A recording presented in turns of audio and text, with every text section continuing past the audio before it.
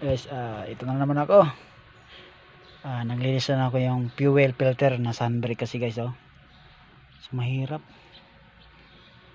to. Linisan ko to kasi para kung once para walang kadyot, para pino yung takbo niya. Dito nagkukos din ganyan yan eh. Dito sa baka marumi yung filter nito. Check ko lang to guys. Para okay talaga. At least malalaman ko. Ayan. Titirahin ko na naman siya. Panibagong ideya na naman to guys. Honda IDSI.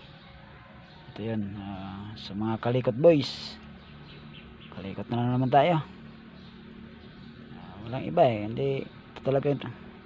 Subukan natin para malaman. Tara, thank you.